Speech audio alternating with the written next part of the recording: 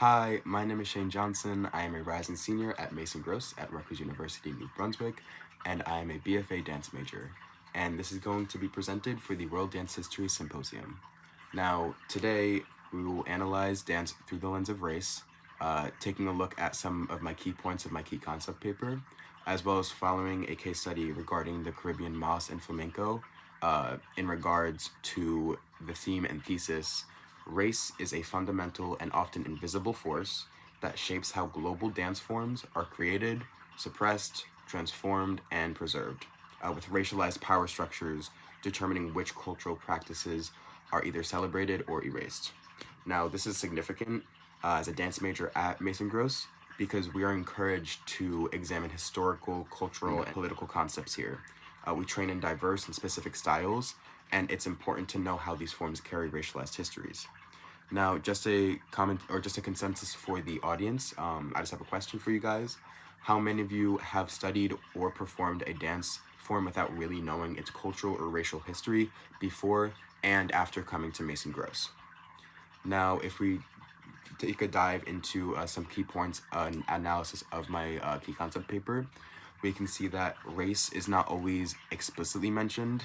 However, it is an overarching tool that suppresses and transforms styles of dance around the globe. We can see this through a quote of my paper.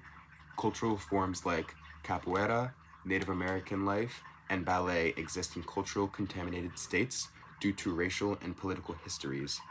In relation to the Native American life, in relation to the Native American life, we can see that colonization ran rampant, and that caused their dance styles to be suppressed. As with capoeira, their style was criminalized, and the original style of it had to be hidden away for years. And then in relation to ballet, uh, there was a focus on white elitist groups, or they were the focus and they were the white elitist groups, which made ballet thought of as like a non-ethnic form, which relates to my next point. Dance styles and practices a lot of the time reflect broader racial, political, or social hierarchies. And while some of these styles are framed as neutral in the eyes of the public, this idea is still there. Now we can see this through a quote of my key concept paper. By marking ballet as a universal standard, it implies non-European and non-white dance forms as ethnic or primitive, creating a racial hierarchy in dance and a tradition of institutionalized power. Now, the last point in my key concept paper that we will be talking about today is the Eurocentric ideals that contributed to a lot of racial and ethnic erasure in dance and their culture. And we can see that through capoeira and through this quote. Capoeira had to look and operate differently in order for the dominant culture, the white elites, to accept it.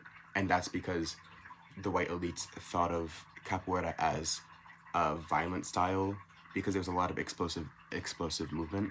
So yeah, they had to be hidden away, or their original practices had to be hidden away and transformed, which relates back to my original thesis. Now, if we take a look at the case study involving Caribbean mas and flamenco, uh, they were shaped by racialized perceptions by the white gaze and elitist groups. Now we can see this through the Caribbean mass because the wine and body was read as hypersexualized when performed by black women. Now this perception stems from white elitism and the view of black cultural practices being labeled as primitive and quote savage. Uh, Now we can see through this that racialized powers don't just suppress a movement; it actually redefines it and how it's perceived.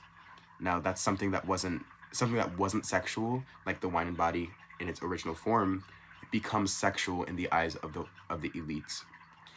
Now, if we can also take a look at how dance forms can respond to racialized power by either being erased or acting as a tool of resistance. Now, if we talk about erasure, we can see that through flamenco. Now, quote, flamenco was a form of racialized or racial expression that had no place for the elites. Now, this form, flamenco, originated as a reflection of lived experiences and the struggle of ethnic and racial groups in Spain. And these like racialized roots had no place in this white elitist society unless it was stripped away of what made it flamenco, like through through their emotion, so stripping away of the emotion, stripping away of the improvisation, which its origins being completely erased. Now, if we take a look at the opposite, it acting as a tool of resistance, we can see that through, again, the Caribbean Mass.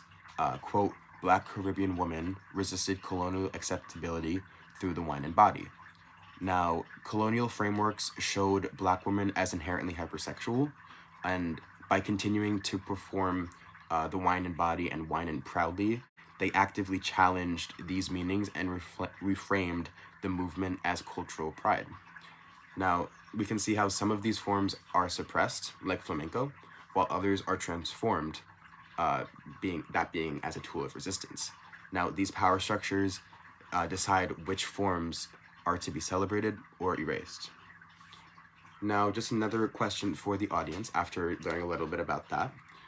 Why do you think some dance styles, like flamenco or capoeira, had to be transformed to be accepted by the dominant culture? Now, just a little wrap up. We have seen how race can be a grand contributing factor to which dance styles get uplifted, criminalized, stereotyped, transformed, and erased. We have seen this through cultural forms of being suppressed, such as Native American dance, capoeira being criminalized, and capoeira being criminalized.